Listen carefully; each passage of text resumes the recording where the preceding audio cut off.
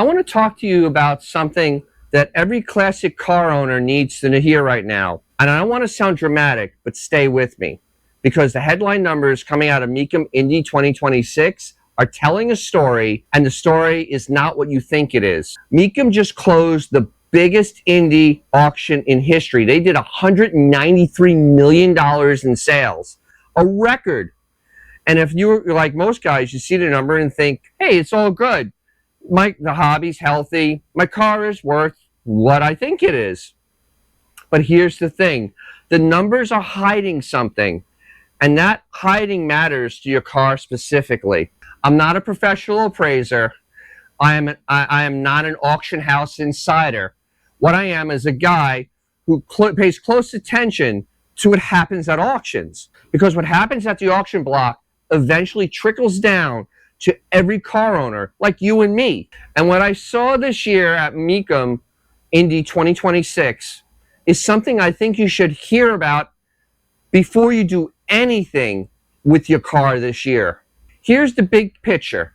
Mecum had 2,600 cars go across the block in 9 days. 76% of them sold, which means, and here's the number most people gloss right over, 24% of them did not sell. Nearly 1 in 4, 25%. And the 193 million, when you look where it actually came from, a pattern jumps out immediately. Look at the top 10 from Mecum Indy. Every single car except one was a Ferrari or a European exotic. A 1963 Ferrari 250 GT California Spider. Well, that's $18 million. A Ferrari Enzo. Hey, why not? $10 billion. A Ferrari F50, because everyone has one. $9.7 million. Those are not classic hobbyist cars. These are trophy assets for a completely different stratosphere that differs from what you and I talk about on this channel. The one American car in the top 10, a 1965 Shelby GT 350R. Think about that. It's a factory race car. Documented race history. It's only one of 34 produced, and it's sold for $2.75 million. So when you strip out the Ferraris and the trophy cars, you have to ask, what actually happened to the muscle cars, the Mopars, the ones that most of us own? This is where it gets real. Now let me get you some actual results on Mopars from this auction, because this is where the story gets important for you and me. Now the highest selling Mopar, and I want to be right on this, was a 1971 GTX Hemi car. One of 11. It was numbers matching, broadcast sheet, window sticker, fender tag, everything you would ever need, and it had low mileage, only 48,000 miles. And that sold for $539,000. That's $500,000. Significant number, but let's put it into context. That car had everything, documentation from day one, rare engine, one of 11 made. It had provenance all the way through. Now here's where it gets interesting. Now a 1970 Charger, it was not an RT, not a Hemi car, a factory Panther pink car. So broadcast sheet, fender tag, full documentation, high quality restoration. The car sold for $220,000. That's a lot of money for a non-RT car. But here's the thing. That car had the rarest color of any factory Mopar car, and the paperwork to prove every single claim about what it really was. Here's the other end though. The more common car, a 1970 Cuda convertible, 340 car. Should be, it's pretty significant. It only sold for $62,200. The difference? Well, like everything in life, condition. Details, multiple people who saw the car in person said it had wavy body lines, wrong color in the trim panels, details were just off. So the big buyers just walked away. Same era, same basic car type. The difference between $62,000 and $220,000 is condition and documentation. There's the whole game right there. Oh, desirability too. Now I want to stop here for a second because I think there's something else that's going on in the lower half of the market, and I think it matters just as much. A guy I respect in this space, he runs a restoration shop, does great work, knows Mopars very, very well as anybody, said something when wrapping up Mecum that stuck with me.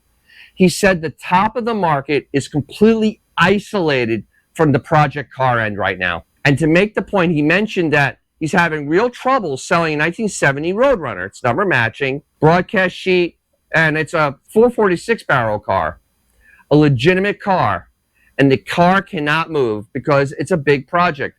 Right now, people do not want big projects. Why? Because the cost of restoration, like I went over in this video many years, like 2 years ago now, is getting insane. Paint, bodywork, parts are all going up. Inflation is running through the hobby rampant.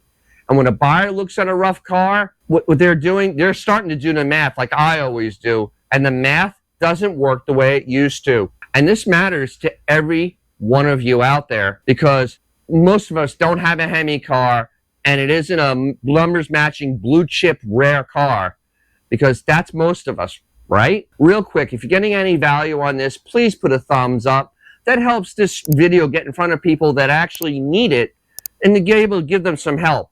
So let's now get back to it. Okay, so here's what this means for the car sitting in your garage right now, like mine. The classic car market in 2026 has become conditional, meaning that your car is worth means more on condition, documentation, and specific details than it has in years. It's not because classic cars are getting less valuable, it's because there's a growing gap between cars that buyers will pay a premium for and for those they're skeptical about, and that gap is just getting huge.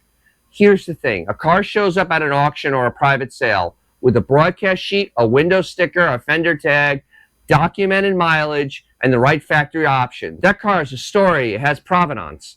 The buyer doesn't have to guess or wonder. It's all right there laid out for him. A car that shows up without those things, the buyer's mind immediately goes to what's wrong with it. Why doesn't it have any documentation? What has changed? They discount it accordingly. You know what I mean? It's like buying a house. There's two houses, same street, same square footage.